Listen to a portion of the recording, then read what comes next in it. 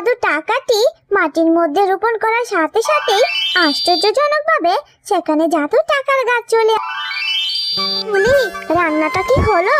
আর কতক্ষণ সময় লাগবে? বাড়িতে যে আরো অনেক কাজ পড়ে আছে, সেই দেখি কি তোর খেয়াল আছে? শহর থেকে যে তোর মামার আসার সময় হয়ে গেছে, এসে যদি দেখে তুই কাজ করছিস, তাহলে যে ভাববে আমি তোকে দিয়েই বাড়ির সব কাজগুলো করাই। তারপর যে আবার আমাকে দু চারটা কথাও শুনিয়ে ফেলবে। তাড়াতাড়ি কাজ শেষ করে ফেল। মামি, আজকে মামা আসবে, কি মজা! হ্যাঁ মামি, আমার কাজ তো শেষ হয়ে গেছে। মামা আসার আগে আমার কাজ সব শেষ হয়ে যাবে মামি। মামা শহর থেকে আসবে দেখে উনি কত খুশি। হ্যাঁ মামি, মামা আসার সময় তো শহর থেকে আমার জন্য অনেক কিছু নিয়ে আসে। হ্যাঁ, তোর মামার তো আবার কোনো হিসাব নেই, তোর জন্য যা ইচ্ছে হয় তাই নিয়ে আসে। মা মিনা, মা তুলি, এই নে তোদের দুইজনের জন্য একই ডিজাইনের দুটো জামা এনেছি। দেখ মা, তোদের পছন্দ হয় কিনা। বাবা, তুমি আমাদের দুইজনের জন্য কেন সেম ডিজাইনের জামা এনেছো? তুলির সাথে কি আমার তুলনা? আমি হলাম এই বাড়ির একমাত্র মেয়ে, আর তুলি তো আমাদের বাড়িতে কাজ করে। তাহলে আমার মতো কেন ওর জন্য সেম জামা আনবে বাবা? ওর জামা তো আরো কম টাকা দিয়ে আনা উচিত ছিল, তাই না? মিনা, এটা তুই কি ধরনের কথা বলছিস রে মা? কে বলেছে তুলি আমাদের বাড়িতে কাজ করে? তুলি তো আমার আপন বড় বোনের মেয়ে, তার মানে সে আমারও মেয়ে। তুলি তোর নিজের বোনের মতো রে মা, ওকে তুই কিভাবে কাজের মেয়ে বলিস? কই, আমি তো পড়াশোনা করি, কিন্তু তুলি তো পড়াশোনা করে না, আর বাড়ির সব কাজ তো তুলিই করে। তাহলে তো তুলি আমাদের বাড়ির কাজের মেয়ে। তুলিও এখন থেকে তোর সঙ্গে স্কুলে যাবে। আমি তুলিকে স্কুলে ভর্তি করে দিব। আর তুলি এই বাড়িতে কোনো কাজ করবে না। কাজ করার জন্য তো তোর মাই আছে। আর তোর মা যদি কাজ করতে না পারে, তাহলে দরকার হলে আমি কাজের লোক রেখে দিব। তুলি আর কোনো কাজই করবে না। না বাবা, এটা আমি কিছুতেই মানবো না। তুমি তুলির মতো কেন আমার জন্য জামা কিনবে? ওর মতো জামা পরলে সবাই আমাকে ভিখারি ভাববে। আমি এই জামা পরবো না, আমি চলে যাচ্ছি। হ্যাঁ গো, তুমি মেয়েটার সাথে এইভাবে কথা কেন বলছো? ছোট্ট মেয়ে, সে কি এত কিছু বুঝে? এত কিছু বুঝলে কি আর এইসব কথা বলতো? তুমিও না যা ইচ্ছা তাই বলে যাচ্ছ। এতদিন পরে বাড়িতে এসেছো, কই মেয়েটাকে একটু আদর করবে? তা না করে উল্টাপাল্টা বকেই যাচ্ছ মেয়েটাকে। দেখো শেফা, তোমার আদর পেয়ে কিন্তু মেয়েটা এতটা বেয়াদব হয়ে যাচ্ছে। তুলি ওর বড় বোনের মতো, দেখলে না ও তুলিকে কাজের মেয়ে বললো? ওর এত সাহস হয় কি করে বলো?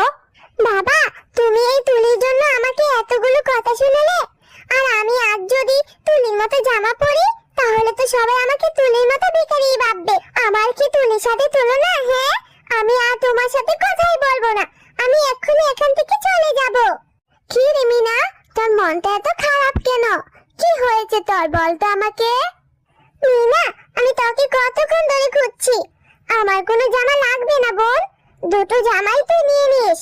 তারপরও তুই মামার সাথে রাগ করিস না বোন, মামা যে তোকে অনেক ভালোবাসে। হয়েছে, তোর জন্য বাবা আমাকে কত কথা শোনালো, আর তুই কি না এখানে এসে নাটক করছিস? যা এখান থেকে, তোর জন্য তো দেখছি আমি এখানে এসে শান্তি পাবো না। মিনা, তুই আমার সাথে এমন কেন করিস বোন?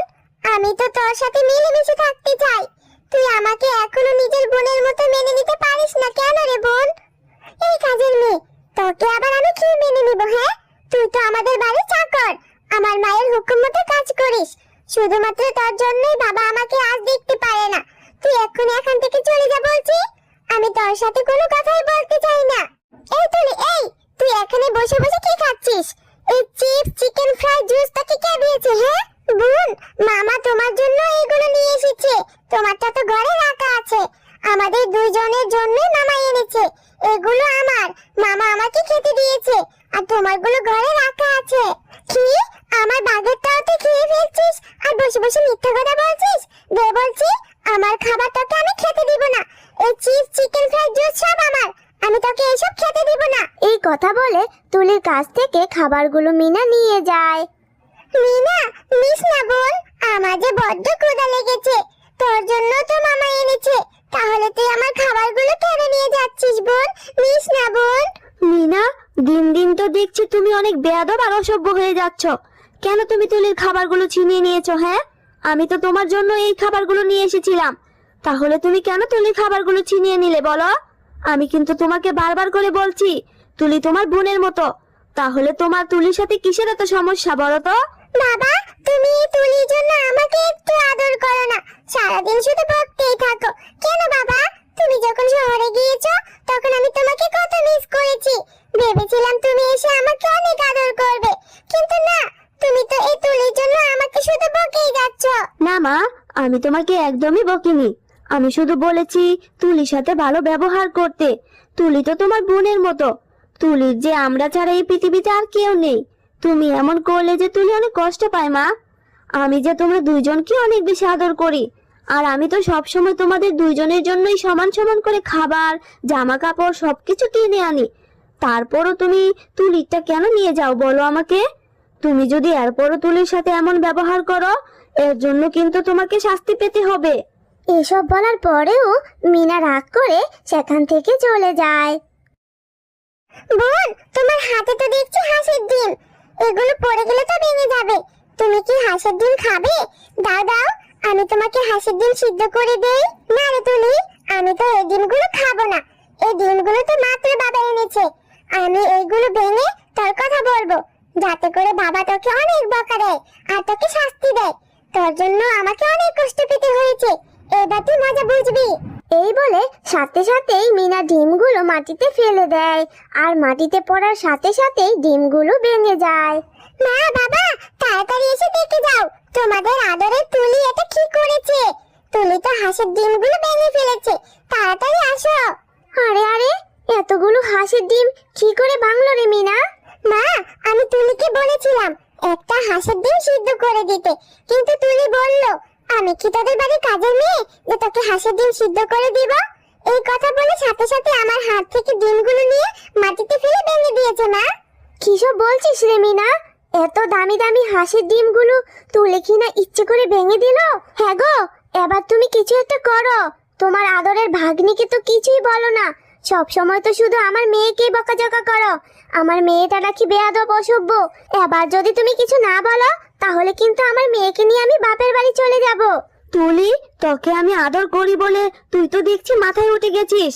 আমি তোর কাছে কখনো এমনটা আশা করিনি। যা তুই এক্ষুনি আমার বাড়ি থেকে বের হয়ে যা। বিশ্বাস করো মামা, আমি এসব কিছুই করিনি। মিনা তো মিথ্যা কথা বলছে। আমি এই ডিমগুলো ভাঙিনি মামা। মিনা ইচ্ছে করে ডিমগুলো ফেলে ভেঙে দিয়েছে। আর আমি কোথায় যাব মামা? আমার যে যাওয়ার মতো কোনো জায়গাই নেই। আমি এত কিছু জানি না তুই কোথায় যাবি। তোর জন্য আমি আমার নিজের মেয়েকে অনেক বকেছি। তুই এক্ষুনি আমার সামনে থেকে চলে যা বলছি। এরপর তুলি মন খারাপ করে বাড়ি থেকে চলে যায়। মামির কথায় মন খারাপ করে বনের মধ্যে গাছের নিচে বসে কান্না করতে থাকে। মা, বাবা, তোমরা আমাকে কোথায় ফেলে চলে গেলে?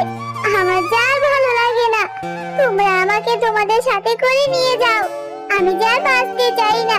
বাবা, মা, আমাকে তোমাদের সাথে করে নিয়ে যাও। টিয়া যখন কান্না করছিল তখন সেখানে একটা পরী আসে। ছোট্ট মেয়ে, কি হয়েছে তোমার? কি মিষ্টি মাখা মুখখানা, তুমি এখানে বসে বসে কাঁদছো কেন? আমাকে বলো, কি হয়েছে তোমার? কাঁদবো না তো কি করবো বলো? এই পৃথিবীতে যে আমার আপন বলতে আর কেউ রইলো না। অনেকদিন আগে মা বাবা মারা গেছে, তারপর মামা মামির কাছে ছিলাম। আজ যে আমাকে মামা মামির বাড়ি থেকে বের করে দিল। এখন আমি কোথায় যাব বলো? আমার যে এই পৃথিবীতে আর কেউ রইলো না। আহারে, সত্যি তো, তোমার তো দেখছি অনেক কষ্ট। আচ্ছা ঠিক আছে, আমি তোমাকে সাহায্য করছি। এই নাও জাদুর টাকা।